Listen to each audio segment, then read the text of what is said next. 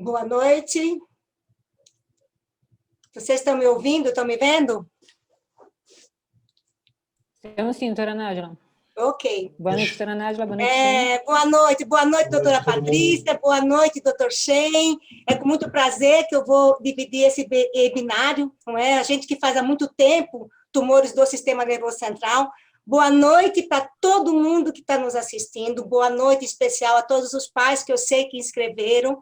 Eu quero me apresentar, eu me chamo Nájila, faz muito tempo que eu faço neuro-oncologia, eu sou coordenadora dos tumores do sistema nervoso central, do Instituto de Oncologia GRAAC no Unifesp, e do Hospital do GRAAC, que eu tenho muito orgulho de ter iniciado com toda essa criação. Nós vamos falar de um tema que nos dá muito prazer, com certeza vai ser a mesma coisa com a doutora Patrícia, que é a nossa neurocirurgiã, com o doutor Shen, que é o radioterapeuta especializado em radioterapia em criança, e é de alta complexidade nos tumores do sistema nervoso central e as novas tecnologias. Nós vimos esse hospital crescer, eu estou bastante feliz em falar sobre isso, porque eu vi toda a transformação desde que iniciou há muito tempo, não é? Nas últimas décadas, houve avanços no tratamento de crianças com câncer. O avanço no tratamento de crianças com câncer foi, em grande parte, resultado de tecnologias avançadas, imagem, neurocirurgiões especializados, radioterapeutas especializados, protocolos quimioterápicos internacionais, depois de muitos estudos clínicos, e outros, né, avanços. Não é? Apesar disso, os tumores do sistema nervoso central continuam líderes de mortalidade e morbidade. Os avanços com a análise do genoma forneceram uma visão sem precedentes na etiologia dos tumores do sistema nervoso central e iniciaram o caminho em uma direção à terapia-alvo. Isso quer dizer, é uma terapia mais personalizada, a uma medicina mais precisa, que é a medicina de precisão. Para vocês terem uma ideia, a frequência dos tumores do sistema nervoso central no GRAAC é muito grande, a gente recebe em média em torno de 80, não é? Casos por ano, mas teve anos que nós recebemos 100, 110 crianças, esse ano de pandemia, uma média nos 3 últimos anos que foi recebido de todos os tumores do sistema do GRAAC, foram em torno de 460 em média por ano, de todos os tumores, sendo que o primeiro em frequência é o tumor do sistema nervoso central. Nós temos um grupo, uma equipe especializada. Quando a gente fala dos tumores do sistema nervoso central e a gente vê essa nova classificação que saiu em 2016, e ver todos esses nomes escritos e pensar que esses tumores podem nascer no sistema nervoso central de uma criança, a gente assusta, não é? É para assustar mesmo, a gente precisa ter uma equipe bastante afinada para poder conduzir os casos, porque não são só a parte da histologia, a gente tem que conduzir casos em que tumores são, muitas vezes, em crianças muito pequenas, como é o caso dessas duas crianças, não é? Essa aqui com 11 meses, essa aqui com 2 meses de idade, e em locais distintos, na medula espinal, supratentorial, na pineal, causando uma hidrocefalia gigante, envolvendo o tronco cerebral, que é muito difícil de fazer ressecção. Então, como é que a gente fala se é alta complexidade? Se o nosso sistema nervoso central é o órgão mais complexo do nosso corpo, se tudo dele a gente executa, a gente tem amigos, a gente chora, a gente come, a gente vive, porque a gente tem o sistema nervoso central. Então, imagine você ter que tratar de um tumor como esses, dentro de um cérebro de uma criança, é claro que precisa de uma equipe especializada.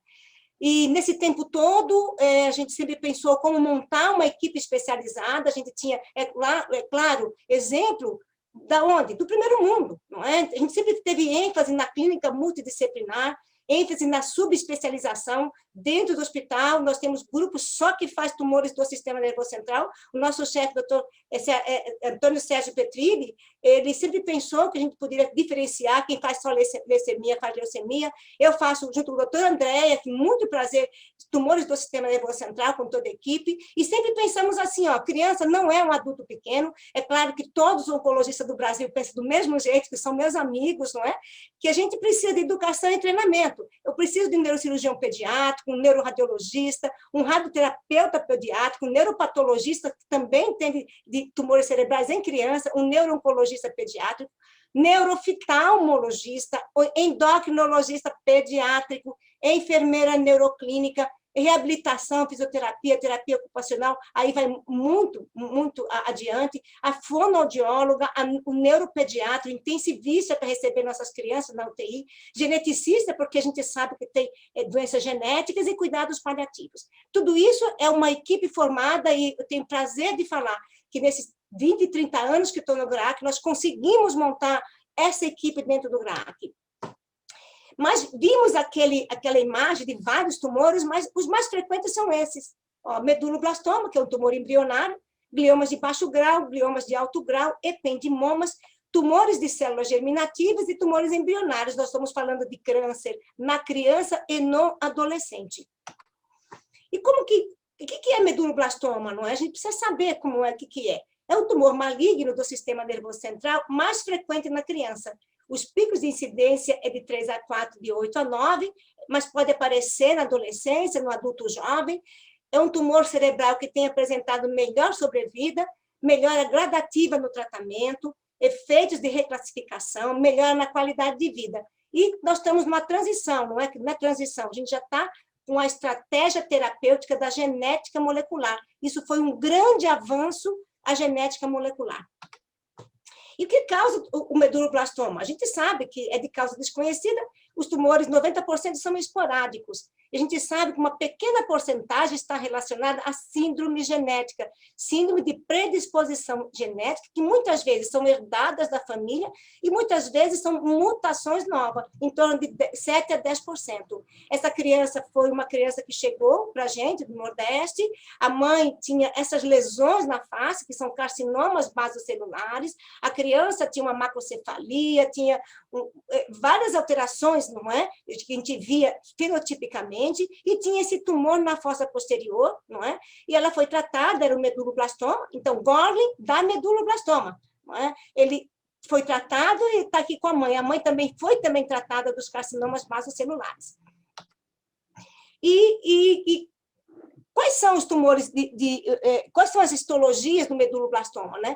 A histologia, geralmente, é o desmoplásico, do extensa nodularidade, o clássico e de células grandes anaplásicos. E essas são as apresentações, e pode dar nas faixas etárias variadas, não é?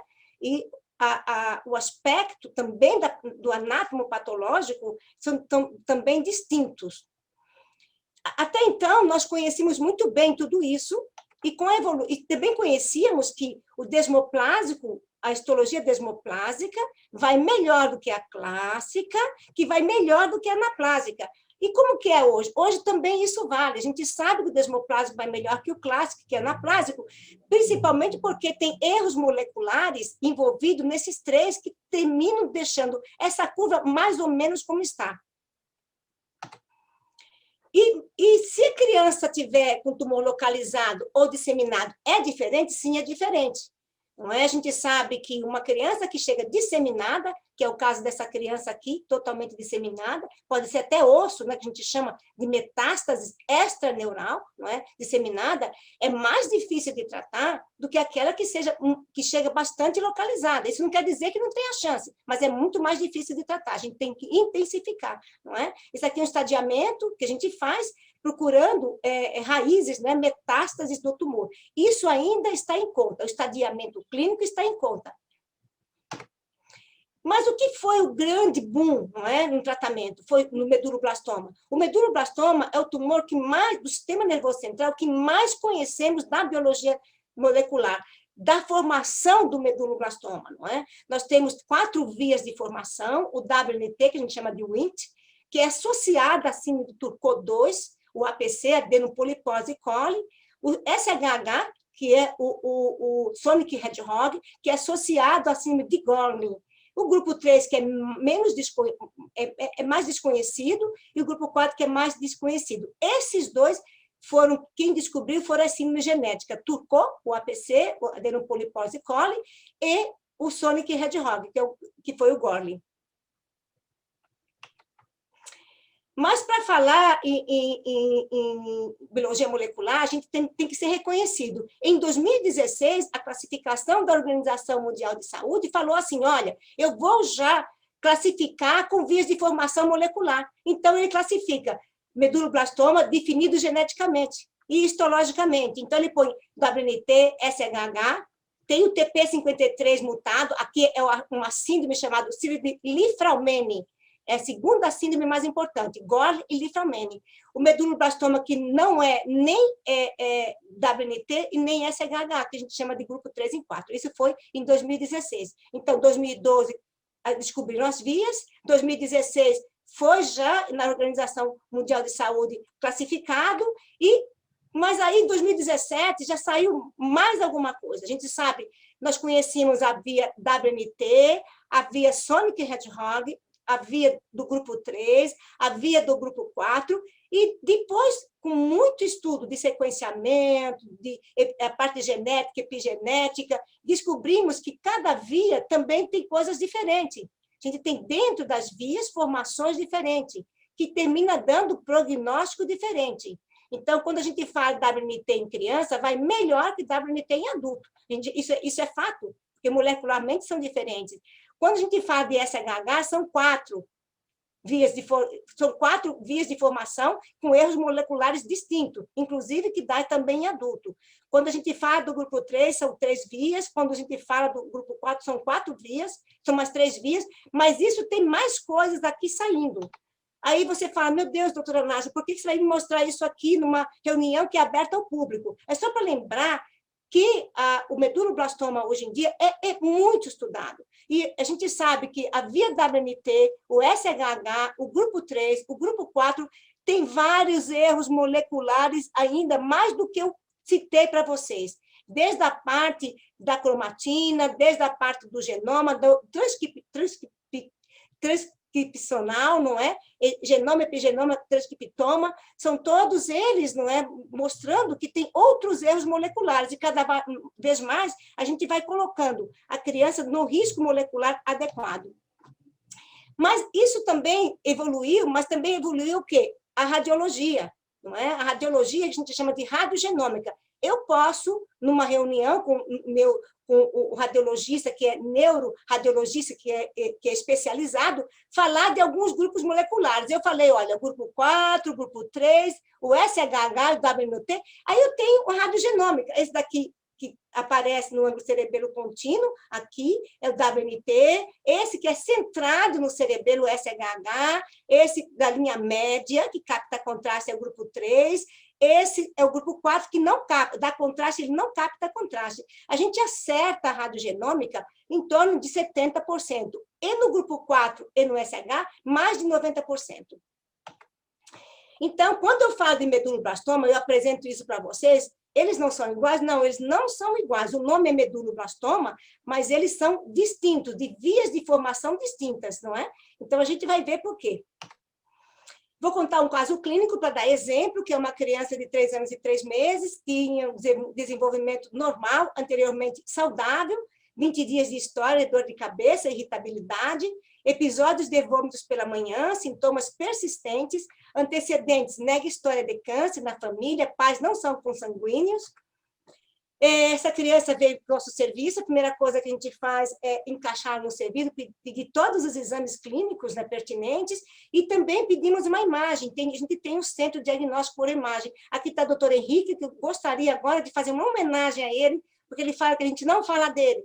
Doutor Henrique, uma homenagem ao senhor, porque o senhor faz a diferença, e com certeza não é só no GRAC, para todos os alunos que passaram com você. Muito obrigada por você existir. E lá nós fizemos uma ressonância magnética, essa ressonância é discutida numa reunião que nós criamos. Foi muito tempo para criar esse grupo, uma reunião chamada neuroradiológica, em que a gente pega o caso da criança, olha o tumor aqui centrado no cerebelo. Aqui está quem? O doutor Frederico Adolfo, ele é o quê? O nosso neuroradiologista. Outra homenagem que quero fazer a ele, que é excelente, sem ele a gente não poderia viver com as nossas crianças, não é? Ele olhou a criança, olhou assim e falou, olha, vamos discutir essa imagem, mas estou achando que essa imagem, com tumor centrado no cerebelo, nessa faixa etária, eu acho que havia SHH, Sonic Hedgehog. Ele viu também que tinha restrição à difusão, mostrando que era um tumor hipercelular, que isso aqui é fundamental. Então, centrado no cerebelo, um tumor que é hipercelular. Então, a gente lançou a hipótese diagnóstica de meduloblastoma via SHH. O que faz? A gente estava já com os neurocirurgiões na sala, a gente pede para os neurocirurgiões, por favor, é tumor, tira tudo. Sempre tira tudo, ressecção completa. E isso foi realizado, teve uma ressecção completa, não é? Mesmo já no diagnóstico, a gente já faz uma ressonância magnética de toda a coluna, não tinha nenhuma implantação, então a criança tinha um tumor localizado na fossa posterior, sem implantação, a hipótese foi meduloblastoma, SHH, o estadiamento R0 e M0. Então, ele não tinha nenhuma disseminação, fizemos o líquido negativo, então ele estava no estadiamento clínico ideal. Essa criança foi para a cirurgia, o material é recolhido para patologia e para biologia molecular, a gente manda para os dois, e aqui o laboratório de genética, onde a gente faz o Next Generation Sequencing, o sequenciamento de última geração do tumor, para saber o erro molecular, e foi classificado assim. Esse tumor foi tirado um pedaço pronatomopatológico do meduloblastoma, desmoplásico, aí veio na imunohistoquímica um GAB1 e um IAP positivo, que diz a favor de ser SHH.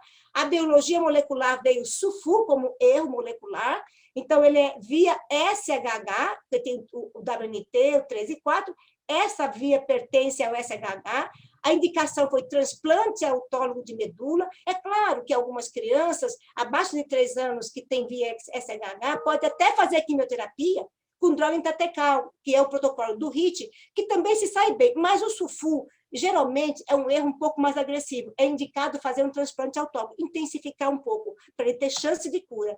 Então, essa criança, a via SHH é essa aqui, vem o SHH, o PET, que são todos genes supressores de tumores, o SMU também é um gene supressor de tumor, SUFU, GLI1, GLI2, GLI3, aqui tem, aí vai para o núcleo, aí tem a mutação, né? E se transforma. Então, tem terapia-alvo para essa via. Né? Tem muito estudo clínico, note que ele tem o SUFU. A gente tem a terapia-alvo melhor aqui no SMU, que vai favorecer ao SMU e ao PET, porque o SUFU está abaixo dessa linha. Tem o ácido acênico, mas isso daqui é mais estudado clinicamente, né, em laboratório, em ensaios clínicos, do que usado na vida real. Não é? Então, esses dois, sonidegib e vismodegib, é usado em ensaios clínicos, tem mostrado resposta para quem tem o erro SMU e PET, que estava, e esse erro SUFU está abaixo, então a terapia-alvo não é tão presente. Essa criança colheu a célula chamada CD34, que é a célula que vai fazer o transplante autólogo de medula, é preservado, criopreservado nesse líquido, não é?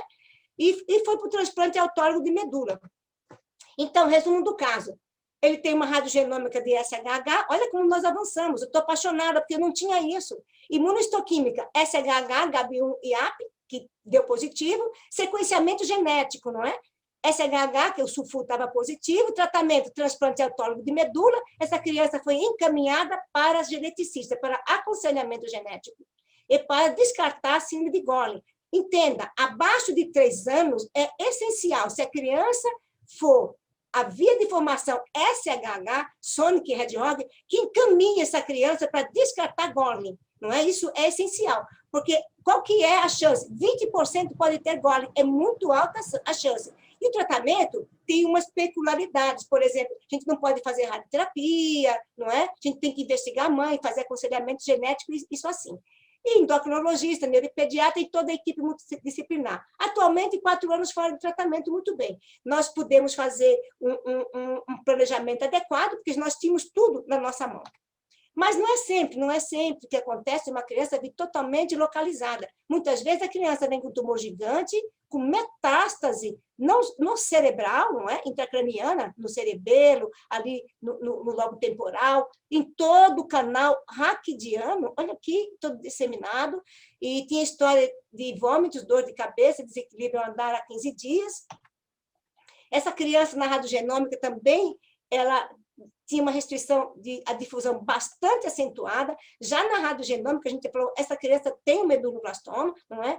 A gente lançou a hipótese que ele tivesse um grupo 3, porque ele tinha 10 anos e pouco, ele tinha disseminação, quem mais dissemina é grupo 3 e 4, não é?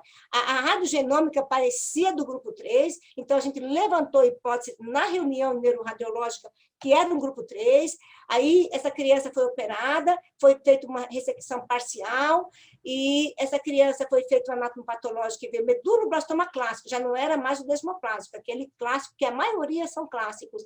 A imunistoquímica veio OTX2 positivo, o GAB1 e o IAP vieram negativo, o OTX2 fala a favor do 3 e 4, o MIC amplificado, esse oncogênio, a gente fica praticamente direcionado ao grupo 3, não é?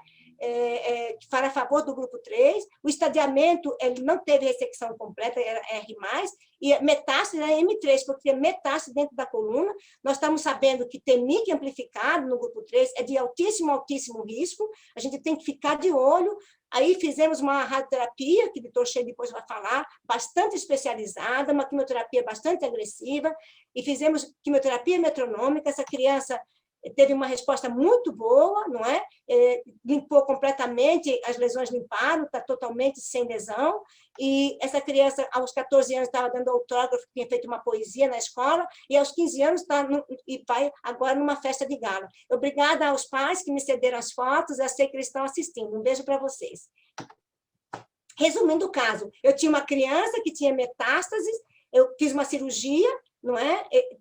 O tumor foi mandado para patologia e para biologia molecular, ela fez ressonância de crânio-canal, estadiamento clínico, ela tinha ressecção que não foi completa e metastático, a patologia veio meduloblastoma clássico, a molecular veio o MIC, não é? Isso daqui foi classificado em alto risco e ele terminou se saindo bem.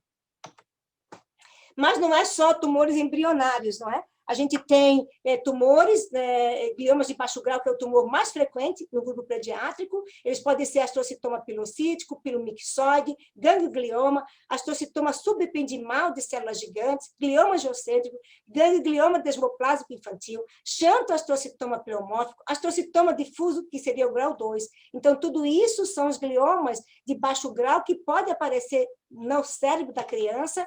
Você imagina que eles têm localizações variadas, eles podem aparecer nas vias ópticas, pode aparecer nos hemisférios, não é? Pode aparecer na fossa posterior, pode aparecer no tronco cerebral, dentro do canal raquidiano, é bastante complexo. Esses daqui eu posso tirar, esse daqui eu não posso tirar, nem sempre é possível realizar a ressecção completa. Só para ilustrar, uma criança de 7 meses, com aumento progressivo do perímetro cefálico, desde os 3 meses de vida, tomografia de crânio, hidrocefalia e tumor, foi encaminhado para a gente, ela fez uma ressonância magnética de crânio, viu que tinha um glioma de vias ópticas, há 2 dias com nistagmo pelo quadro hipertensivo e proptose. O olhinho terminou saindo um pouquinho de tanta pressão e o tumor localizado nessa região. Então, ela fez uma biópsia, não é? Através de uma neuroendoscopia e uma derivação ventrículo-peritoneal. Para corrigir essa hidrocefalia, fez a DVP. E uma biópsia do tumor, nós sabíamos que parecia um glioma, mas queríamos saber do que se trata, que hoje é o que eles pedem atualmente. A biópsia veio um astrocitoma pilomixoide, que é um grau 1, mas esse daqui costuma dar metástases, não é? A biologia molecular veio um BRAF V600E. O BRAF é o erro molecular mais frequente, o BRAF fusão, o BRAF mutação. Só que ela tinha um BRAF mutação. Olha aqui a curva de sobrevida. Nós ficamos assustados. Só que, infelizmente, ela tinha só 7 meses, não é? Essa aqui é a via de formação do BRAF, não é? Dos gliomas. O BRAF representa a alteração mais comum, é a via mapequinase, com PI3K, QT e mTOR. Nessa via, o produto final dentro do núcleo é proliferar, apoptose, morrer, células sobreviver, angiogênese e também autofagia. Então, essa via é muito importante. Nós temos um estudo clínico internacional, que nós participamos, são 49 centros, são 17 países, nosso hospital é um deles, em que a gente, quando tem o BRAF V600E, com glioma de baixo grau, que é o caso da criança, pode usar dabrafenib com trametinib, ou carboplatina e vincristina, que eles estão randomizando ainda para poder ver qual que é o melhor. Você vê que nós estamos evoluindo gradativamente com as terapias-alvos, né?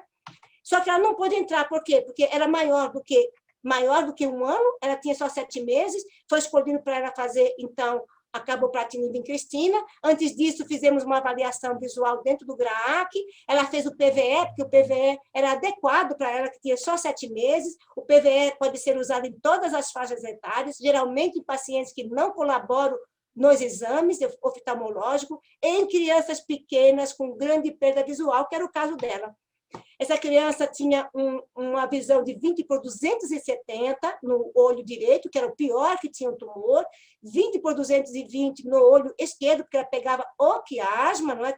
que centra os 2 nervos ópticos. Essa criança tinha uma proptose, o tratamento escolhido foi quimioterapia. Nós fizemos quimioterapia, depois de 4 meses, a avaliação ela teve uma resposta excelente com carboplatina e vincristina. Melhorou, olha aqui, o PVE 20 por 150, 20 por 90, e está indo bem com a quimioterapia, mas temos o quê? Uma preocupação. Hoje nós conhecemos, eu sei que essa criança tem um BRAF V600E, porque nós fizemos biópsia ao diagnóstico, nós vamos ficar de olho, ela não tem, muitas vezes tem o BRAF V600E, mas o CDKN2A, que também é um gene supressor de tumor, que é muito ruim, que perde o P16 e pode deixar a célula assim entrar em senescência, mas é só o BRAF V600E. Isso daqui, essa criança pode mais tarde se transformar esse tumor de baixo grau em um glioma de alto grau. Não é 100%, mas vamos ter que ficar de olho. Hoje nós recebemos no ambulatório uma criança que acabou de entrar no protocolo do dabrafenib com trabentinib, e vai ser randomizado ainda carboplatina e vincristina. Essa criança tem um xantoastrocitoma, que é um grau 2, não é de glioma de baixo grau. Esse xantoastrocitoma tem uma porcentagem grande, em torno de 60% tem um BRAF V600E positivo. Esse xantoastrocitoma costuma, com esse BRAF, malignizar para xantoastrocitoma anaplásico, então ela vai ser beneficiada em entrar nesse protocolo. E eu ia mostrar esses tumores que, na verdade, não são gliomas de baixo grau. Eu estava falando de gliomas de baixo grau, mas são glioblastoma multiforme? Não, mas não são mais glioblastoma multiforme. Nós sabemos que esses tumores são gliomas que têm erros moleculares distintos, eles são gliomas que podem ser considerados gliomas de baixo grau, geralmente, ao nascimento, congênitos que geralmente ao nascimento são gigantes, a cirurgia é extremamente difícil, a cirurgia sangra muito, tem que trocar algumas volemias, geralmente eles têm erros moleculares como ALK, como N-TRAC, como, esse aqui não tem nenhum erro molecular, mas como MET, mas pode ter ROS1. Todas as crianças estão vivas, por expertise da equipe. Essa tinha 11 meses, mas nasceu com tumor, tinha sido desenganada. Essa também tinha sido desenganada em outro hospital, falou que era GBM, então todo mundo assustou, falou, não vamos fazer nada. Essas são todas vivas, todas bem, com certo grau de sequela, eu confesso. Essa criança, infelizmente, ela nasceu intraútero, nós estávamos monitorando já o tumor dela, 31 semanas já tinha tumor, com 36 semanas já tinha crescido, ao nascimento o tumor já estava hemorrágico grande. Dr. Sérgio Cavalheiro, que é o nosso chefe da equipe, ele operou essa criança foi submetida a vários protocolos de quimioterapia, a várias cirurgias. Ela está, olha, de 30 semanas, 31 semanas em Itaúta, está com 4 anos e 7 meses, está nessas condições. Quero agradecer a mãe que me permitiu pôr a foto, que é super... A mãe ficam todas as nossas amigas, nós torcemos que as crianças ficam bem. Esse tumor, ele tem um ALK, essa criança atualmente está recebendo uma terapia-alvo contra o ALK e está indo bem por um uso compassivo.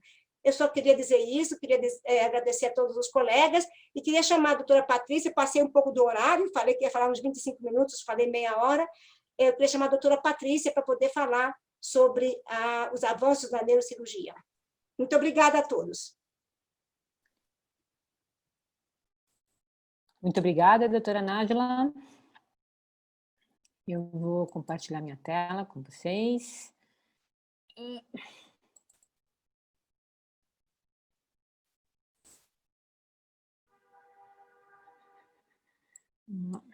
Só um minutinho.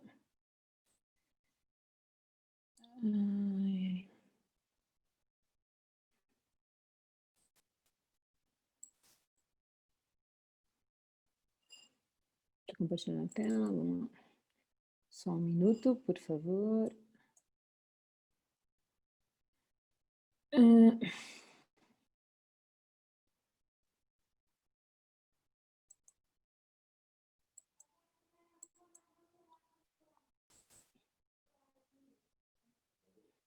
Só quero colocar no modo apresentação. Eu não estou conseguindo. Pronto. Vamos lá.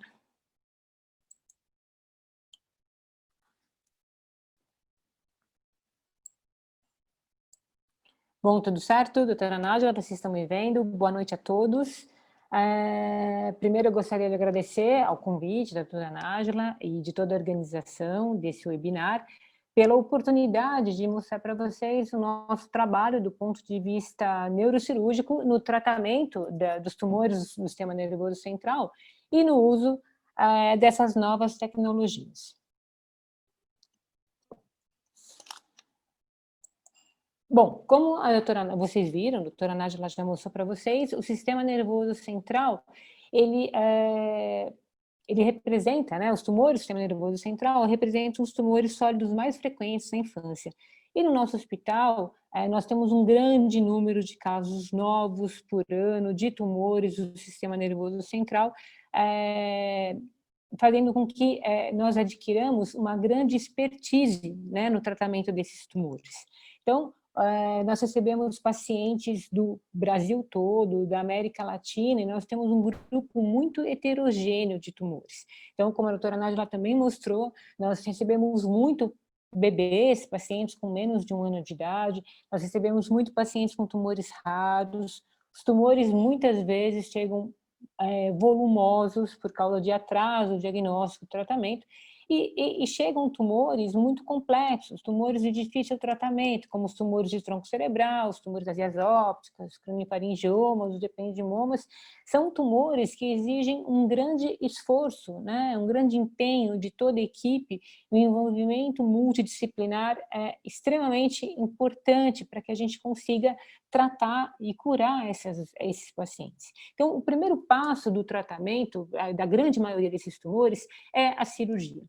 E, sendo esse o primeiro passo, a ressecção cirúrgica desses tumores, ela está estritamente relacionada com o prognóstico. Na grande maioria dos tumores, quanto maior o grau de ressecção cirúrgica, quando você consegue a ressecção cirúrgica completa, melhor vai ser o prognóstico desse doente. O nosso grau de ressecção cirúrgica tem um grande impacto na sobrevida total desse doente, né? E na resposta do paciente oncológico ao tratamento. Então, aqui vocês estão diante do grande dilema do neurocirurgião. É equilibrar a nossa agressividade cirúrgica, a gente precisa fazer a ressecção cirúrgica completa, a gente sabe que isso está diretamente relacionado com o prognóstico, né? Ao mesmo tempo que nós não podemos deixar esse paciente sequelado. Hoje em dia, é inadmissível que um paciente saia sequelado de uma neurocirurgia, né? Então, como resolver, o que a gente pode fazer para propiciar a ressecção cirúrgica completa sem causar déficit neurológico. Então, eu mostro para vocês aqui algumas fotos do nosso centro cirúrgico no Hospital do GRAAC, no Instituto de Oncologia Pediátrica, e vocês podem notar que parece uma verdadeira feira de ciências, né? Então, são vários aparelhos, muita tecnologia envolvida, muita gente envolvida, de modo a fazer com que nós consigamos essa ressecção cirúrgica da melhor forma possível e da forma e da melhor forma para o nosso doente também, com que ele não saia com sequelas. Então, o objetivo dessa aula é mostrar um pouco para vocês a respeito dessas tecnologias. E só para vocês terem uma ideia, eu trouxe aqui a ilustração de um livro de 1960, um livro do Kemp, de técnica operatória neurocirúrgica. Esse livro foi uma grande referência na década de 60, e ele ensinava, né, na retirada do tumor, a ressecção com o dedo do tumor, né? Então, vocês podem ver como a gente evoluiu nesses anos. Isso acaba sendo uma imagem acaba sendo um filme de horror para a gente, né? A gente com toda aquela parafernália, microscópio, pinça cirúrgica, e há 20 anos atrás, essa ressecção cirúrgica se fazia com o dedo. Então, nós evoluímos muito, né? Falar em neurocirurgia falar em alta tecnologia, né? Então, aqueles tumores que há 20 anos atrás eram considerados inoperáveis ou de difíceis de acesso, hoje em dia, com todos esses aparelhos, com todo esse avanço, tanto do ponto de vista de aparelhos anestésicos, ponto de vista de cuidado de UTI, e principalmente o avanço de todos os aparelhos que nós temos na sala cirúrgica, é fundamental para o bom resultado, né? Para dar um tratamento de excelência para as nossas crianças. Então, eu vou falar um pouco para vocês sobre cada uma dessas tecnologias. A nossa cirurgia, ela começa, a gente costuma dizer, todo neurocirurgião, o cirurgião diz que a cirurgia começa na véspera, né? Por quê? Porque nós temos que estudar as imagens, né? Então, a ressonância magnética pré-operatória, a qualidade que nós temos dessas imagens hoje em dia é extremamente importante. Então, avaliando a ressonância pré-operatória, nós conseguimos estudar toda a relação do tumor com as estruturas nobres importantes, toda a anatomia desse tumor, qual vai ser a melhor via de acesso, qual vai ser a melhor abordagem. Então, aqui vocês podem ver, mostrando a estrita relação do tumor com o tronco cerebral, o tumor com todas as estruturas adjacentes vizinhas. Então, a ressonância, atualmente, além dela dar esse estudo anatômico bastante detalhado, ela prediz com bastante segurança o tipo de tumor que nós temos. Então, com todas essas aquisições, como a espectroscopia, a difusão, antes de ir para a cirurgia, estudando essa ressonância, a gente consegue dizer se o tumor é de baixo grau, se o tumor é de alto grau, e isso tem um impacto direto na nossa reseção cirúrgica, né? No momento que você está sempre ali entre promover o déficit neurológico e a retirada total da lesão, saber se essa lesão é de baixo grau ou de alto grau e já saber provavelmente qual tipo de tratamento essa paciente vai ser submetida depois, faz muita diferença. Outra aquisição importante da ressonância é o estudo da tractografia. A tractografia, como vocês podem ver aqui, ela mostra a relação da lesão com os tratos de fibra branca. Então, não sei se vocês conseguem ver, aqui existe uma lesão que está deslocando todo o trato córtico-espinhal, um trato contínuo. Isso faz com que, no nosso pré-operatório, analisando essas lesões, a gente faça esse acesso de forma a não interromper essas vias, né? Isso é muito importante, isso evita graves sequelas no paciente. E como nós sabemos, no IOP nós temos a ressonância magnética intraoperatória. Então, graças aos esforços do Dr. Petrilli, do Dr. Sérgio Cabeleiro, nosso chefe, o grande responsável pela equipe, nós conseguimos a compra, né, desse aparelho, de uma ressonância magnética portátil, que ela fica dentro do centro cirúrgico e que ela é usada durante o ato cirúrgico. Por que uma ressonância intraoperatória, gente? Porque com a ressonância intraoperatória, a gente tem uma avaliação em tempo real do grau de ressecção, sempre tendo em mente que a ressecção cirúrgica completa é muito importante. Então, essa ressonância portátil dentro do centro cirúrgico permite que o paciente ele vai continuar na mesa cirúrgica, ele não vai sair da sala, ele não vai ser deslocado para uma outra sala onde tem a ressonância, é a ressonância que vai até ele. E outra coisa extremamente importante dessa ressonância intraoperatória é que, como eu escrevi aqui, ele evita erros por brain shift. O que isso quer dizer? Quer dizer que durante a neurocirurgia, nós abrimos a dura mater, a gente perde muito líquor, existe uma mudança da conformação, né, das estruturas cerebrais, e às vezes isso pode fazer com que a nossa neuronavegação, como eu vou mostrar mais tarde, não seja tão fidedigna.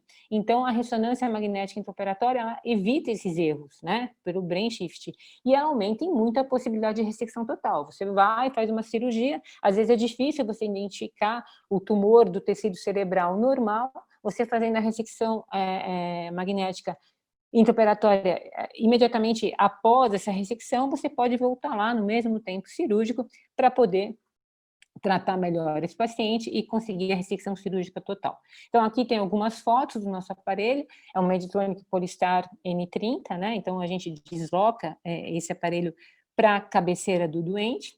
Aqui nós temos algumas fotos para vocês mostrando o posicionamento desses doentes, de forma que ele caiba, né, a cabeça, o nosso campo cirúrgico caiba dentro da ressonância.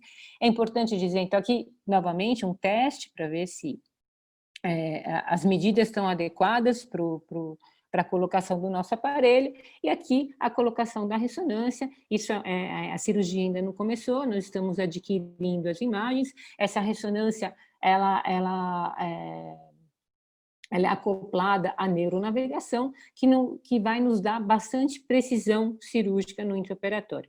É claro que existe toda uma modificação anestésica de material, os materiais metálicos, por causa da ressonância, são coisas que nós fomos adaptando para o uso desse aparelho.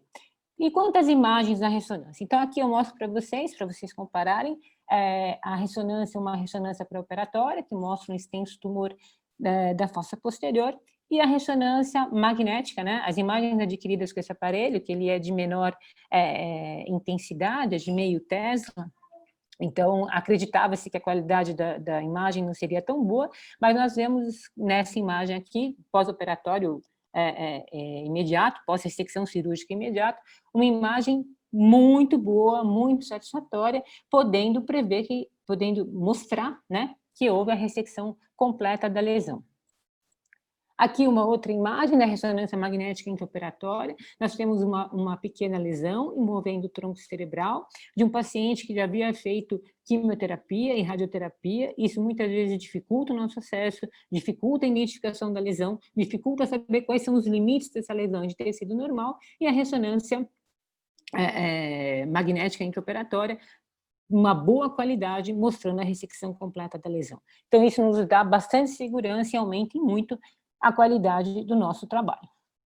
Outra arma que nós dispomos, que vem se tornando bastante comum o uso nos últimos 10 anos, é a neuronavegação. O que é uma neuronavegação? A neuronavegação é um verdadeiro GPS do crânio e do cérebro. Então, nós temos dois sistemas, um sistema de neuronavegação magnético e óptico.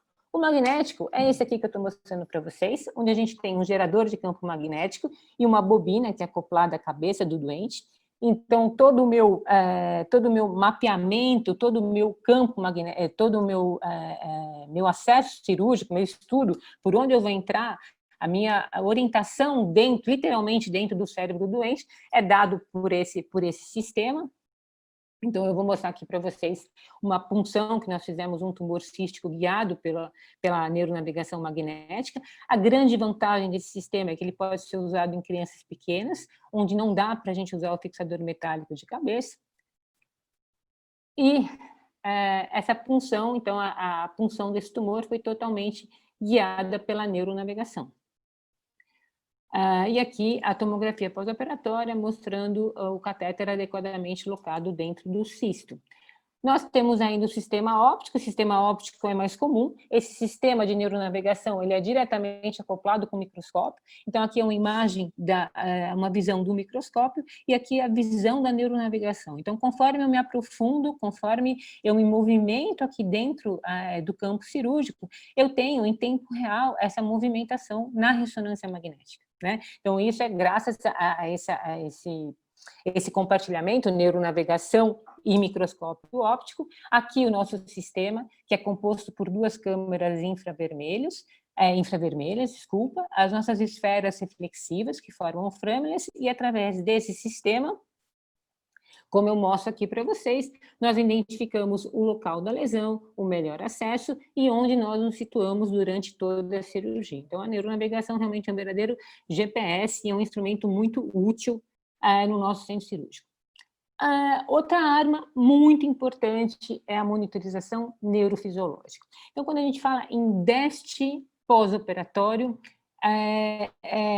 a monitorização ela é extremamente importante. Por quê? Porque ela mede se está ocorrendo esse DEST em tempo real. Muitas vezes nós operamos perto de estruturas nobres, perto de núcleos de pares cranianos que podem sequelar esse doente, ele pode sair hemiparético, ele pode sair com uma paralisia do nervo facial, ele pode sair com uma paralisia de pares baixos, uma paralisia de deglutição.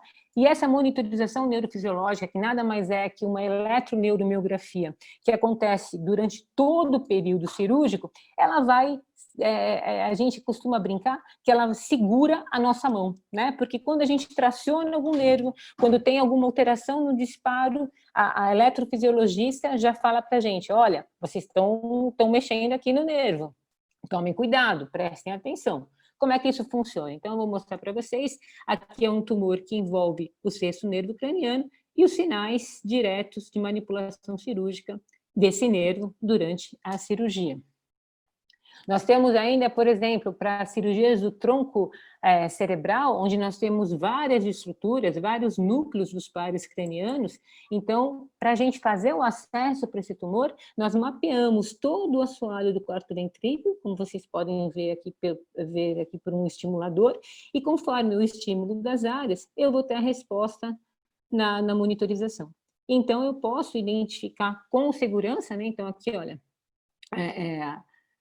o estímulo do facial, os músculos, né, a resposta nos músculos, isso tudo sendo monitorado, fazendo com que eu possa fazer a minha incisão no tronco cerebral de forma segura. Uma outra forma de monitorização é a onda D. A onda D, ela é como se ela medisse a integridade do trato córtico-espinhal, que garante a nossa movimentação diretamente entre o córtex e os músculos. Então, às vezes, quando você tem uma queda do potencial por causa há muito tempo de cirurgia, a sala fica fria, ou tem algum problema, ou então às vezes cai o potencial, mas a onda D se mantém, como a gente tem um outro caminho, você pode continuar sua cirurgia tranquila, desde que a onda D se mantenha. Então, isso também aumenta muito a segurança do paciente. Aqui, por exemplo, nós temos ainda um grau melhor, mais avançado de monitorização, que foi usado nesse caso, né, de um glioma talâmico. Então, um glioma localizado onde ocorre uma grande concentração de fibras motoras. Então, esse é um tumor com tratamento cirúrgico. A chance desse paciente saísse com sequela, um imunoparético, era realmente muito importante. Então, o que nós fizemos? Todo o planejamento cirúrgico foi feito com a neuronavegação, desde a craniotomia, a abordagem, o acesso, e a ressecção do tumor foi feita com o uso desse aspirador estimulador, que é esse aparelho que vocês estão vendo aqui. Durante toda a ressecção, eu uso esse aspirador e ele me dá mais ou menos a distância em que eu me encontro dessas fibras motoras. Então, se eu começo a chegar, eu faço a estimulação, a amperagem 1 miliampere equivale a 1 milímetro, então eu sei mais ou menos qual que é a distância, o quanto eu posso me aprofundar ou não na retirada da lesão, sem provocar danos neurológicos. Então, aqui o pós-operatório, o paciente evoluiu muito bem e sem déficit. E a cirurgia propriamente dita. Então, para a realização da cirurgia, nós temos assim aparelhos muito sofisticados, usados para realizar a abertura do osso. Não dá para falar em neurocirurgia sem o uso do microscópio óptico. Eu trouxe aqui algumas imagens de ressecção do tumor, então vocês podem ver que é uma imagem magnificada pelo microscópio. O microscópio nos dá muitos detalhes, né? Realmente muito distante da retirada do tumor com o dedo. Então, tudo é feito sob a magnificação com o microscópio óptico. Nós temos no centro cirúrgico um microscópio óptico excelente, que nos dá uma definição muito boa, né? De última geração, praticamente, desses tumores, das estruturas, do intraoperatório. E, além disso, para a ressecção cirúrgica, nós usamos um aparelho que chama aspirador ultrassônico. Então, como vocês podem ver aqui, isso aqui ele tem mais ou menos o tamanho de uma caneta, e esse aspirador, como que ele funciona? Através da energia do próprio ultrassom, ele literalmente dissolve o tumor. Ele dissolve o tumor, ele fragmenta o tumor, esses fragmentos são aspirados, né? E como o tecido do tumor é frouxo e o tecido cerebral normal, ou os vasos, é um tecido mais organizado, esse aspirador consegue preservar esses tecidos. Então, eu vou mostrar aqui uma cirurgia de um tumor bulbomedular. Aqui nós estamos abrindo o tumor, onde vocês podem, tudo sobre microscópio, com monitorização eletroneurofisiológica. Aqui a abertura da medula. E vocês vão ver, eu vou adiantar um pouquinho. Esse tecido, esse aqui é tecido normal, e esse tecido cinza, essa massa mais acinzentada é o tumor. Então, esse aparelho que vocês estão vendo é o aspirador ultrassônico. Então, o aspirador ultrassônico nos permite dissecar com bastante segurança esse tumor, e preservando o tecido cerebral normal, né? Principalmente nessa região da interface. Então, é um instrumento bastante delicado e que nos ajuda muito na ressecção cirúrgica. Outra tecnologia que eu não posso deixar de falar é a neuroendoscopia. Embora, o que é a neuroendoscopia? Grosso modo, a neuroendoscopia é um tubo. Dentro desse tubo, eu tenho uma câmara, eu tenho luz lá dentro, e ela existe desde 1900, mais ou menos, né? A primeira neuroendoscopia foi feita com um cistoscópio, com um aparelho para olhar dentro da bexiga. Mas foi praticamente na última década, a partir da década de 90, que o neuroendoscópio começou a ser usado se tornou mais popular, né, no meio neurocirúrgico. O principal uso do neuroendoscópio, a princípio, é para o tratamento da hidrocefalia. Então, como vocês podem ver aqui, eu tenho uma extensa lesão, promovendo a obstrução do quarto ventrículo e o acúmulo de líquido adjacente, né? Então, levando a uma hidrocefalia. Aqui eu tenho uma pequena lesão, causando obstrução também do fluxo licórico.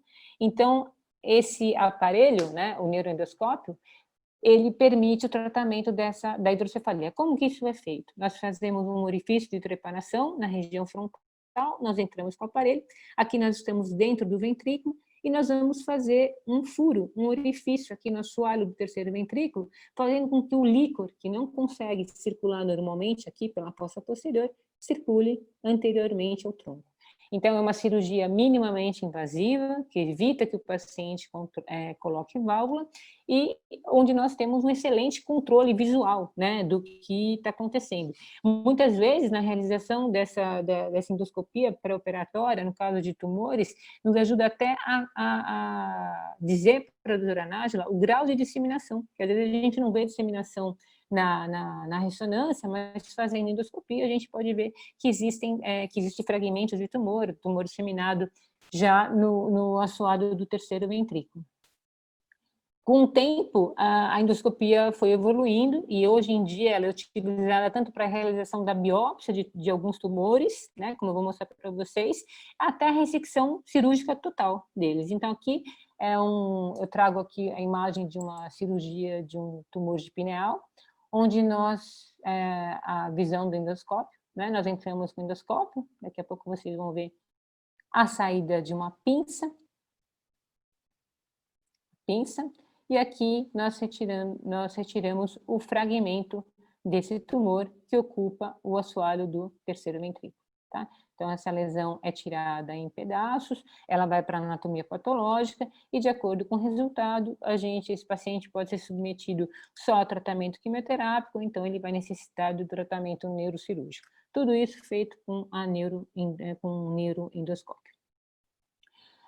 Outro tumor que eu preciso falar para vocês quando a gente fala de alta tecnologia é o crâniofaringioma. Então, o crâniofaringioma é um tumor bastante desafiador que exige realmente todas as armas para que a gente possa tratá-lo. Então, aqui eu mostro as imagens do intraoperatório, como vocês podem ver, são imagens que têm uma grande definição, onde a gente pode ver o quiasma óptico, a gente vê a carótida, é um tumor que compromete toda essa região que a gente chama de região de encéfalo hipofisária, e é um tumor que, de acordo com a apresentação dele, ele também é muito heterogêneo, a gente pode oferecer vários tipos de tratamento.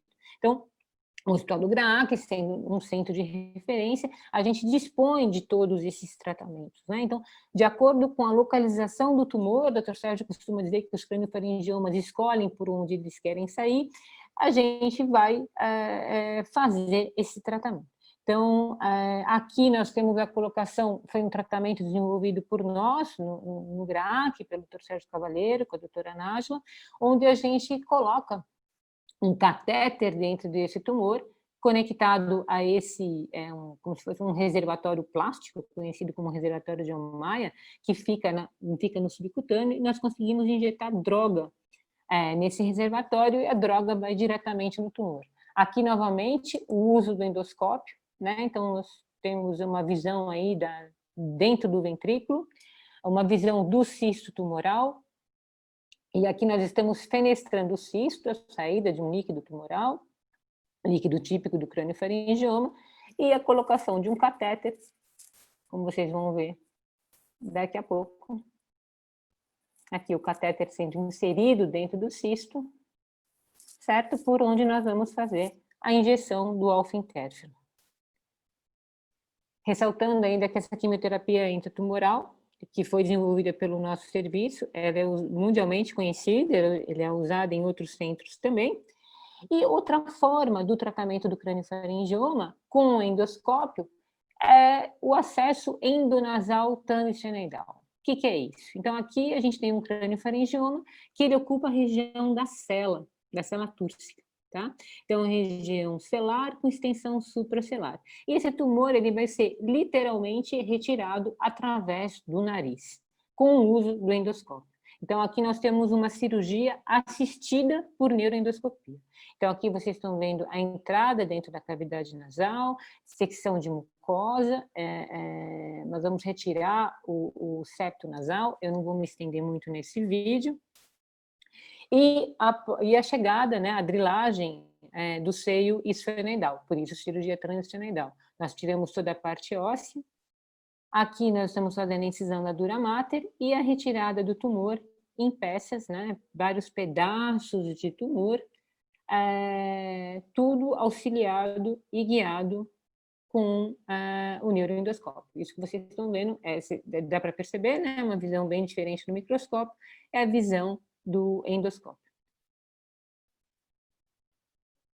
E aqui a visão final da cirurgia, onde a gente pode ver o nervo oculomotor e a artéria basilar. E o tumor sendo retirado em vários fragmentos, né?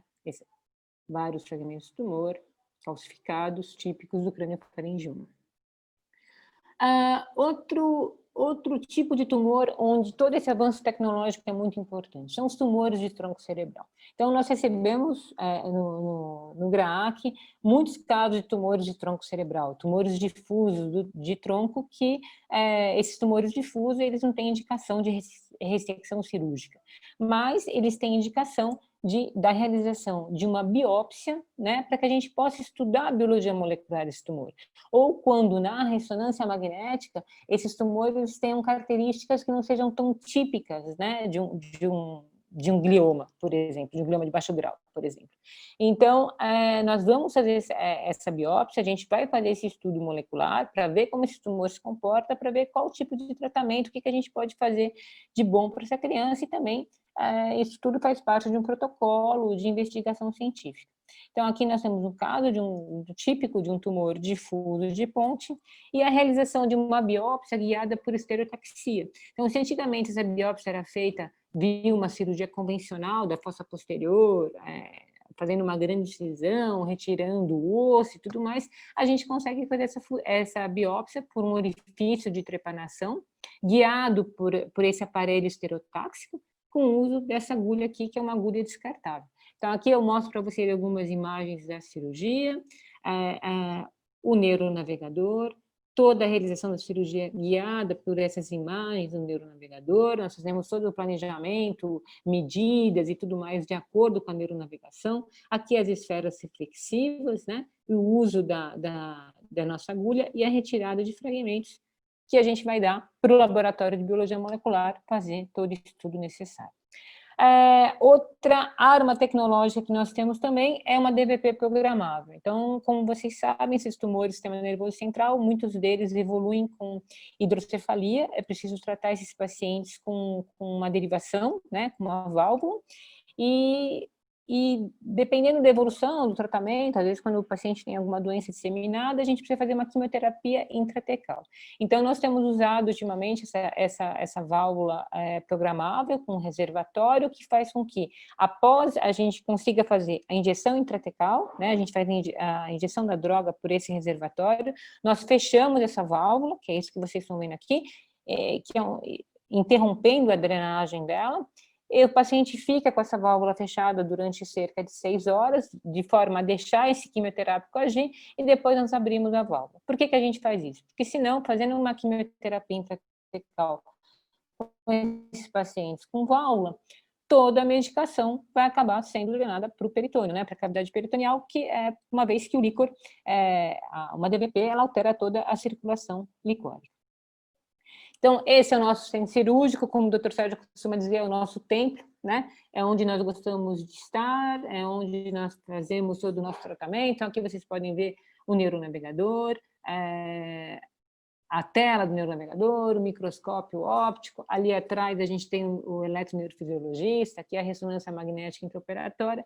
E eu não posso deixar de dizer que isso é evidentemente um grande trabalho de equipe, né? Existe a equipe da neurocirurgia, mas nós temos anestesistas, toda a equipe de enfermagem, todo mundo realmente muito empenhado em fazer o melhor possível para esse paciente no momento cirúrgico. Quanto a perspectivas futuras, é possível que daqui a alguns anos, quando a gente tenha que expor a tecnologia que nós temos presentes no GRAAC, a gente vai falar de cirurgia robótica, a gente vai falar do uso de laser para coagulação desses tumores, a gente vai falar de nanotecnologia, de nanopartícula, de colocação de microcatéteres dentro do tumor para que possa fazer a injeção de drogas. Então, a gente sabe que o futuro nos oferece grandes possibilidades, né?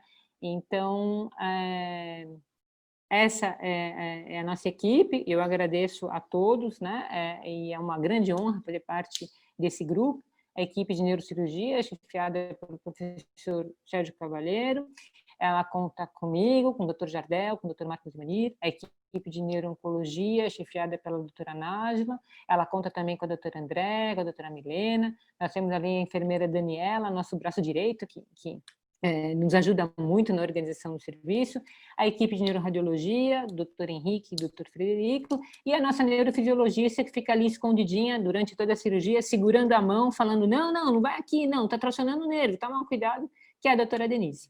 Tá bom? É isso que eu queria falar para vocês, muito obrigada. E agora eu queria chamar o Dr. Shen, que vai falar a respeito da outra parte do tratamento, que é a radioterapia. Muito obrigada. Shen, agora é com você. Tudo bem, pessoal? Bom dia. Boa noite, na verdade, né? Desculpa. Deixa eu só compartilhar minha tela aqui. Opa! Sou idiota. Bom, gente, tudo bem? Prazer, eu sou Michael Shen, sou radiooncologista. O radioterapeuta e radiooncologista é a mesma coisa, na verdade, né? Então, eu sou radioterapeuta, trabalho com essa equipe super bacana aí do GRAAC, e a ideia é conversar nos próximos minutos um pouquinho sobre radioterapia, o que a gente tem para oferecer, o que a gente pode, a princípio, oferecer para vocês. Eu estou com uma dificuldade de colocar minha tela aqui, mas vamos colocar a tela que é mais fácil. Sim, não? Deixa eu interromper esse compartilhamento e compartilhar de novo.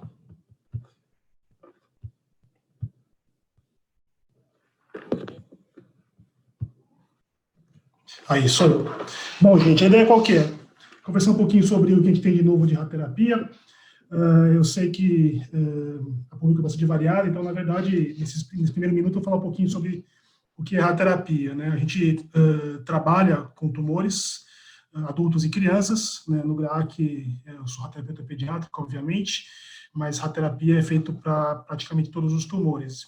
E, fundamentalmente, a gente usa equipamentos que usam radiação ionizante, que a gente chama, né, que é raio-x, tá?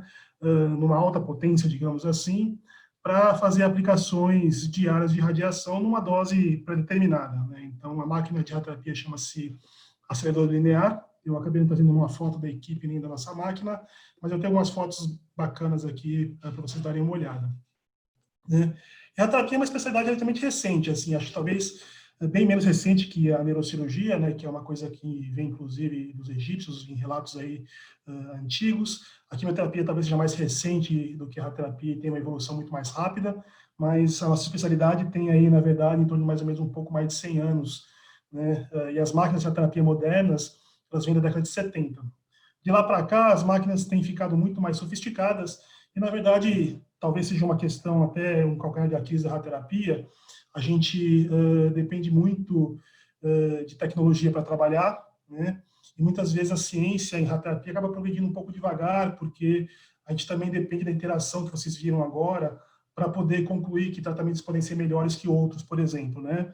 Então, boa parte do que a gente vê de mudanças nos últimos anos, nas últimas décadas de terapia, são máquinas mais modernas, e isso traz muitos benefícios para o paciente, embora não é exatamente aquela ideia de que uma radioterapia funciona mais ou menos. Na verdade, esse slide que mostra bem como é que funciona a radioterapia hoje, né? A gente tem, teoricamente, 2 objetivos bem claros em radioterapia, que é entregar melhor a dose de radiação, né? Fazer a radioterapia acertar melhor o alvo, né? Porque a gente não está como neurocirurgião com o paciente, digamos assim, aberto para a gente acertar o alvo, tá? E, eventualmente, ser preciso demais a ponto de não ter, digamos assim, tanto efeito colateral como tinha no passado, né? Então, a gente tem, teoricamente, máquinas que aplicam radioterapia de maneira mais precisa, que conseguem reduzir dose em áreas que a gente não quer irradiar.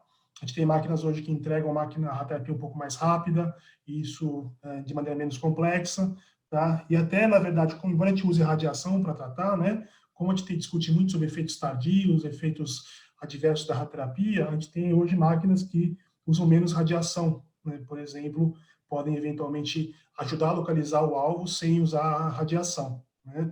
Então, eu tenho, na verdade, esse slide que eu apresentei algumas semanas atrás num outro webinar para os colegas neurocirurgiões, né? Eu poderia dizer para vocês tranquilamente que a terapia é muito parecida com videogame. Então, a gente tem máquinas mais sofisticadas dia após dia que fazem coisas melhores para a gente e podem tratar melhor o paciente, então, né? Então, tem vários nomes, vocês vão ver por aí, tá? O que a gente tem no Brasil hoje é bastante sofisticado, tá?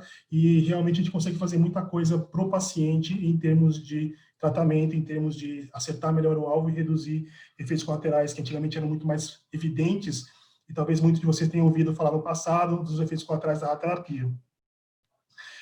Obviamente, o céu é o limite, né? Então, por exemplo, eu como radioterapeuta pediátrico, tá? Não posso deixar de falar de uma coisa que, em tese, pode ser o futuro da radioterapia, tá? Que é a tal da protonterapia, que é uma máquina de radioterapia extremamente cara, infelizmente, tá? Mas que consegue, teoricamente, ser tão precisa, digamos assim, perdão, e consegue não dar dose além de onde eu estou tratando. Então, o risco de efeitos tardios é muito menor.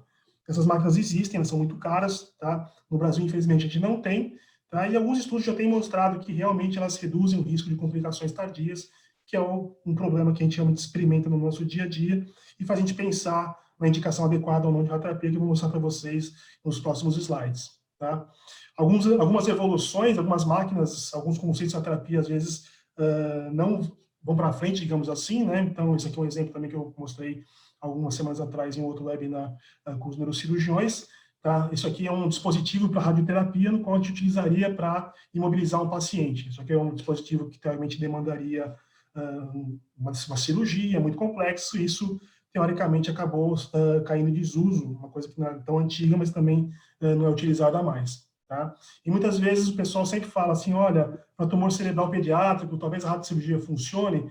A radiocirurgia, por exemplo, é um avanço tecnológico que existe desde a década de 60, ela está muito popular no Brasil desde a década de 90, então nós estamos hoje com praticamente 30 anos com aparelhos pelo Brasil fazendo radiocirurgia, tá?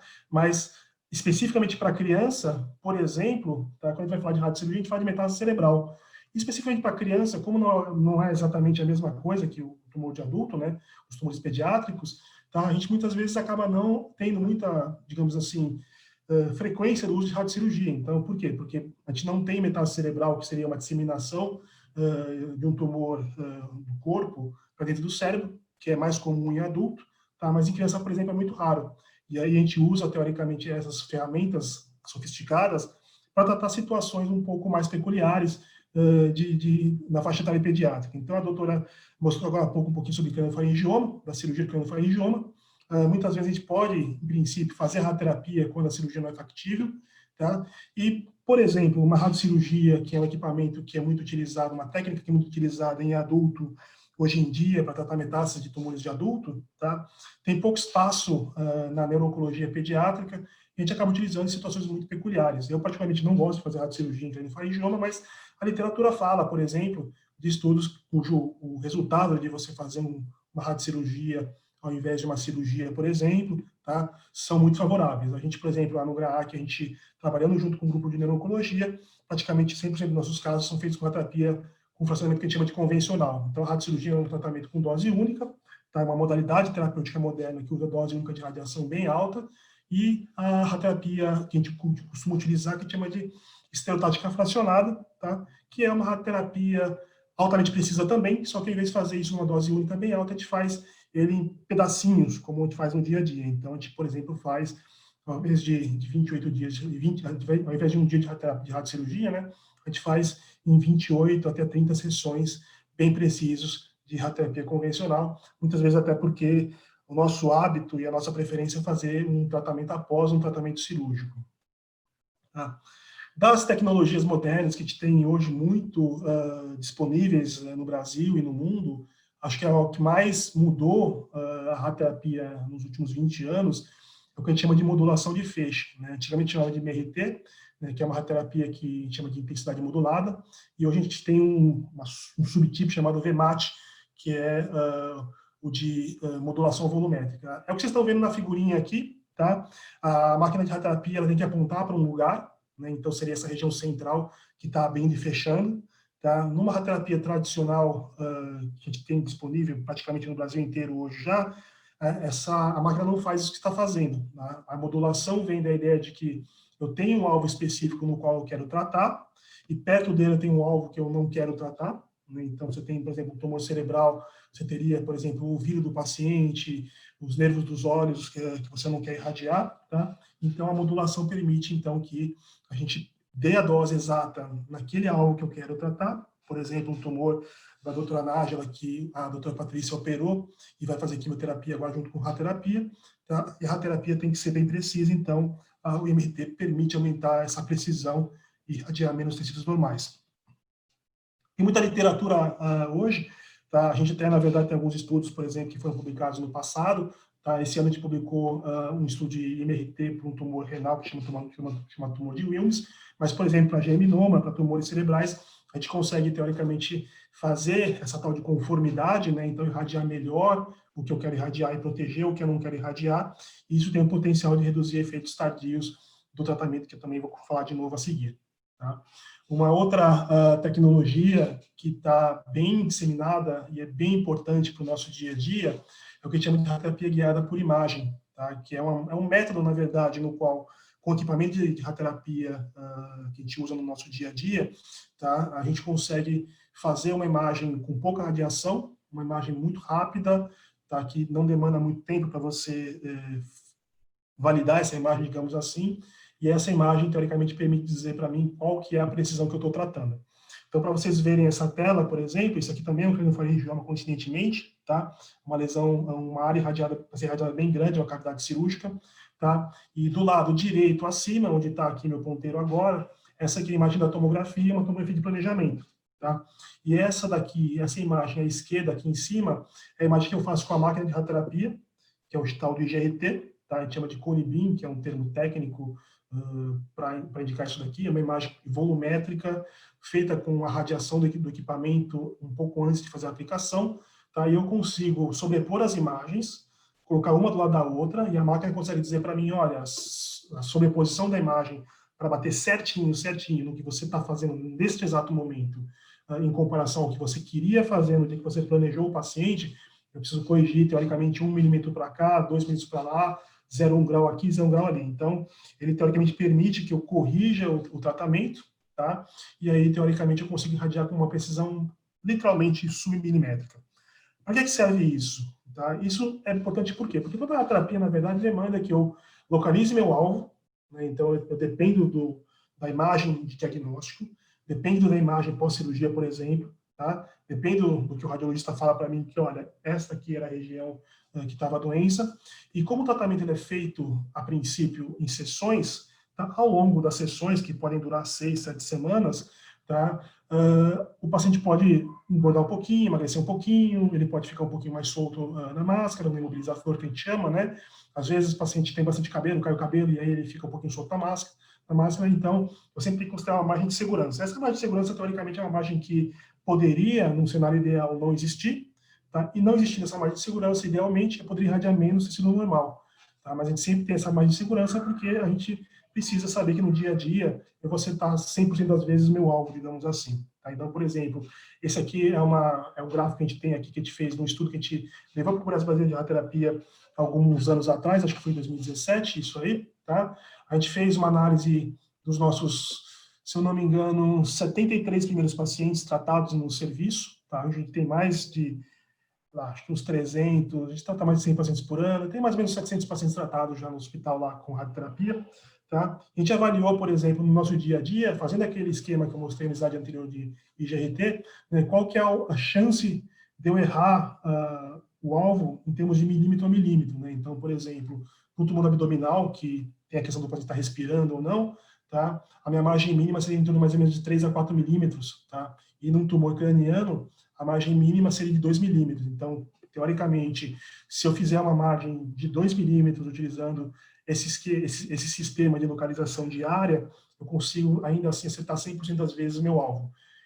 Normalmente, uma margem que a gente chama de técnica de planejamento varia de 5 a 7 milímetros, mas com esses equipamentos, por exemplo, a gente consegue reduzir essa margem para 2 milímetros, 3 milímetros. A gente, na verdade, usa no nosso dia em torno de mais ou menos 3 a 5 milímetros, tá? Porque a gente considera também que, ao longo do tratamento, a anatomia do paciente pode mudar um pouquinho, muitas vezes isso não é visualizado por esse sistema, mas isso é uma evolução que, teoricamente, junto com o MRT, permite hoje a gente fazer diversos tratamentos altamente precisos para os nossos pacientes. A gente até participou de um estudo em 2016, 2017, com outros hospitais do mundo, tá? Vendo como é que era o padrão, por exemplo, de reirradiação de tumor cerebral com esse tipo de tecnologia. Tá? Esse tipo de tecnologia, o MRT, radioterapia guiada por imagem, dá uma precisão muito boa e reduz o risco de efeitos colaterais, então, tá? E isso tornou, digamos assim, mais factível pelo mundo afora tratar mais de uma vez o paciente que antigamente era considerado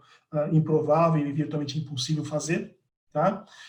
Mas ainda assim, tá? Como a gente está discutindo tratamentos em pacientes que precisam de terapia numa idade muito pequena, tá? A gente sabe que os efeitos colaterais desses tratamentos muitas vezes podem ser proibitivos. Então, a discussão que a gente tem nas quintas-feiras com a doutora Nádia, a doutora Patrícia, é escolher o melhor tratamento, tá? Em termos de benefício, não só de controle de doença, mas também para reduzir riscos de efeitos colaterais. A radioterapia, na verdade, historicamente tem essa questão, né? Muitos sempre falam assim, a radioterapia faz mal, a radioterapia dá problema, mas a radioterapia, na verdade, tem que ser bem indicada. Sendo bem indicada, tá? O benefício é muito maior do que o efeito colateral, digamos assim. A gente, quando vai falar de efeitos de radioterapia, por exemplo, a gente fala de efeitos intelectuais, efeitos cognitivos, que a gente chama, tem efeitos, às vezes, que hoje são mais perceptíveis, como endócrinos e vasculares, tá? Isso tudo realmente existe, e aí a ideia qual que é? Ao longo da história da radioterapia, nas últimas 60 décadas, digamos assim, tá? Esse aqui é um estudo clássico, por exemplo, 2009, que nem é tanto tempo atrás, tá? Eu tenho um estudo anteriormente que mostrei que era década de 90, por exemplo, então quase 30 anos, isso aqui tem um pouco mais de 10 anos, tá? Que mostra, por exemplo, que quanto maior a idade do paciente, menor a chance de alteração endócrina, né? Menor o risco de algum tipo de alteração endócrina induzida pela radiação, tá? O que a gente tem hoje, né, com toda essa tecnologia que foi apresentada agora, na verdade, acho que inteligência artificial, Big Data, todas as coisas que a gente não vê no nosso dia a dia, a gente vê lá no Fantástico, vê nos programas de televisão e internet, na verdade, estão ajudando a gente a decidir melhor o que fazer, né? Então, esse aqui é um estudo recente, bem recente mesmo, tá? Só para citar, tá? Que o pessoal aqui do St. Jude's resolveu tentar procurar saber qual glioma de baixo grau, digamos assim, tá? Poderia fazer radioterapia. A gente tenta não fazer, tá? A doutora Nájila sempre encaminha para a gente quando realmente as condições de quimioterapia e de cirurgia já não são muito boas para o paciente, tá? Mas a gente sempre realmente procura não fazer, porque em tese é um tumor que tem uma tendência a crescer de maneira mais lenta e ser, digamos assim, mais indolente. Mas muitas vezes o paciente progride, o paciente precisa fazer radioterapia e aí fica a dificuldade de decidir, mas a toxicidade, o benefício, qual que é. Então, esse aqui é um exemplo, na verdade, tá? Esse grupo pegou um número pequeno de pacientes ainda e acabou avaliando desfechos, que a gente chama, né, que são resultados de tratamento, tá? Para tentar determinar qual seria um grupo que precisaria de mais radioterapia, por exemplo, que no caso, o sintoma difuso, talvez fosse o grupo que você prevesse fazer uma radioterapia de maneira um pouco mais precoce, tá? Vendo, por exemplo, os gráficos de sobrevida, tá? Parece que quem é considerado, por exemplo, alto risco, acaba tendo um resultado pior. Então, nesse caso aí, a tendência talvez seja pensar, não, resultado pior tem que ser um tratamento um pouco mais agressivo, digamos assim. Do ponto de vista de toxicidade, por exemplo, de vez em quando aparecem alguns estudos interessantes. Tá? A gente teve o Congresso Americano de Radioterapia há 3 semanas atrás, tá? E foi apresentado um estudo que tentou abaixar a dose de radiação na radioterapia do medulloblastoma, por exemplo. Tá? Esse estudo não mostrou ainda que isso é possível, tá? Mas conseguiu mostrar que reduzir menos, por exemplo, a região da cirurgia, tá? Fazer um campo de radioterapia mais restrito, irradiando menos no sentido normal, não causava nenhum tipo de perda no tratamento. Então, isso acabava sendo melhor para o paciente. Tá?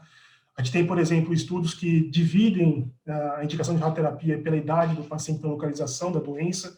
Então, o mesmo tumor com localizações diferentes, como, por exemplo, na parte superior do cérebro, né, que a gente chama de supratentorial, ou na região do cerebelo, que a gente chama de fossa posterior, ou na coluna, eventualmente, né? Se tiver uma criança com uma ressecção cirúrgica muito boa, talvez não precise fazer radioterapia.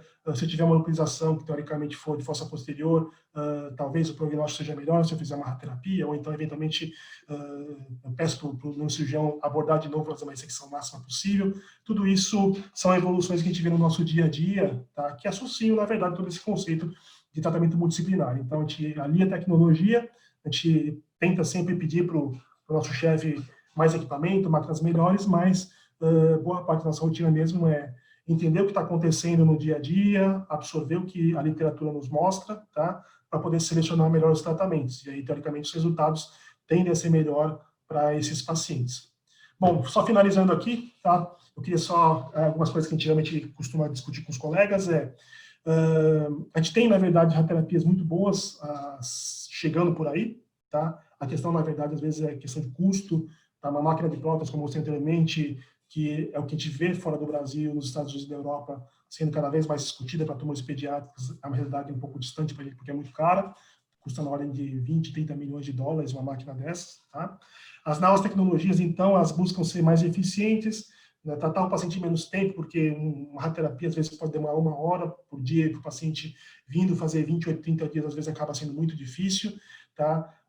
Entregar de maneira mais eficaz o tratamento, acertar melhor o alvo, e aí, eventualmente, sempre a gente tentar chegar, como para alguns tumores pediátricos que vocês devem ter visto nos outros webinars do GRAC, chegar ao que a gente chama de zero. Então, zero dose, zero volume. Então, por exemplo, a leucemia, que é uma doença hematológica, hoje praticamente eu não faço radioterapia mais. Então, a dose chegou a um valor tão baixo, e a indicação era muito restrita para algumas situações, que hoje, basicamente, a gente não irradia mais leucemias. Queremos, no futuro, realmente não precisar fazer radioterapia em tumores cerebrais. Enquanto isso, a gente vai melhorando nossa prática com todo esse tipo de coisa disponível aí. Tá? O que a gente tem hoje na prática com as altas tecnologias que a gente tem disponível hoje, a gente pode irradiar melhor o paciente, eventualmente retratar o paciente em condições bem determinadas. Tá?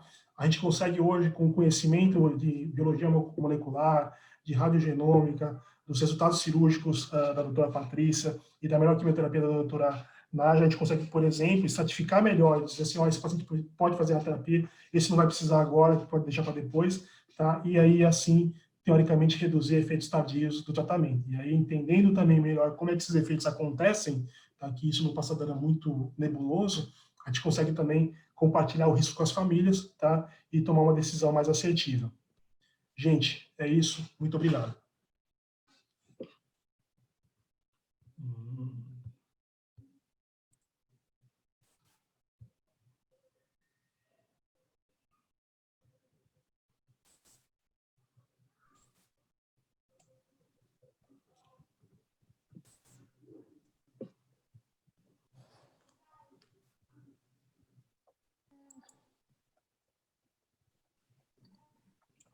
Bom,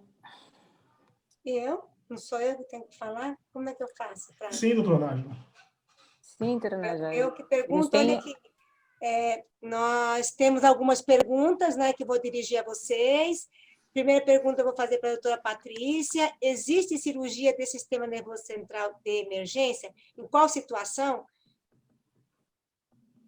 Tem, quando o doente chega com uma hidrocefalia, né? Com um quadro de hidrocefalia hipertensiva, é a nossa principal emergência neurocirúrgica, e tem uma situação mais rara, que é causada pelo próprio tumor, quando você não tem hidrocefalia e o aumento dessa massa, né? O aumento do conteúdo dentro do crânio faz com que você faça uma cirurgia de descompressão de urgência. Então, tem algumas situações de neurocirurgia de urgência, sim. Sem contar os tumores medulares, né? Que quando os déficits se instalam muito rápido, o paciente fica hemiparético, com incontinência urinária, de rápida progressão, você tem a indicação de fazer também um tratamento cirúrgico neuro-oncológico de urgência. Ok, muito obrigada, Patrícia. Eu vou responder uma pergunta. É possível classificar astrocitoma difuso como grau 3? Sim. Na Organização Mundial da Saúde, a nova classificação em 2016 tem astrocitoma difuso de linha média. Esse astrocitoma difuso de linha média é uma classificação em que contempla justamente o erro molecular. A estuna H3.3K27 são tumores mais agressivos e é possível, sim.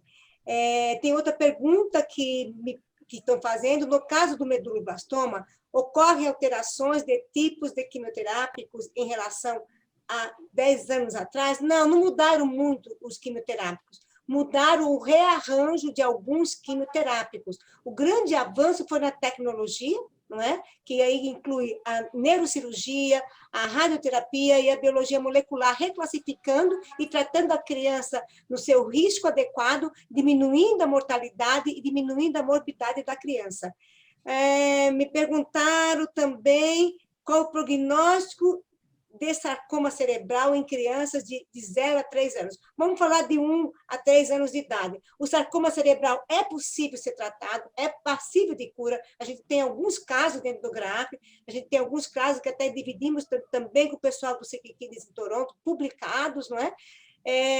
A ordem é ressecção completa da lesão, quimioterapia e uma radioterapia focal, isso, é focal, mesmo em criança que é pequenininha, acima de 1 ano, sim, localizada, tem que fazer uma radioterapia focal, aí tem que ser com o quê? Com um radioterapeuta especializado, com um aparelho especializado. Nós não temos protorradioterapia e faz com MRT, essas técnicas da radioterapia que o Dr. Shea falou. É necessário que se faça a radioterapia no local. Deixa eu ver mais aqui. Tem uma pergunta, bem, eu acho que eu não vou prolongar muito, mas tem uma pergunta assim: quanto mais demorado é um diagnóstico, mais necessário que se faz a neurocirurgia? Eu acho que isso não é bem assim, não é? Tumores grandes têm maiores dificuldades, se demora muito pode estar disseminado, mas tumores pequenos também é necessário fazer cirurgia. Entenda que a maioria dos tumores do sistema nervoso central, quando diagnosticado, a maioria, não são todos, é necessário que faça uma ressecção ou uma biópsia, não é? Então, eu acho que são essas perguntas, não tem mais nenhuma outra pergunta, e eu queria saber se vocês querem falar, doutora Patrícia, doutor Shen, senão eu vou terminar esse nosso webinário, vou terminar com muita alegria, com muita satisfação, que eu agradeço a todos vocês, muito obrigada aos colegas, muito obrigada a todas as famílias que eu sei que estão nos assistindo, e até a próxima. Muito obrigada. Eu gostaria também de agradecer a todo mundo pela presença, a doutora Nádia, a doutora Shen, aos colegas. Obrigada por todas as famílias que realmente estão assistindo. A gente está vendo aqui as mensagens de carinho. Muito obrigada a todos. Muito bom vocês terem ficado com a gente até agora. Espero que a nossa mensagem tenha sido bastante esclarecedora. Obrigada. Isso aí, gente. Muito obrigado mesmo. Em nome aí da radioterapia, da cirurgia e da oncologia do GRAAC.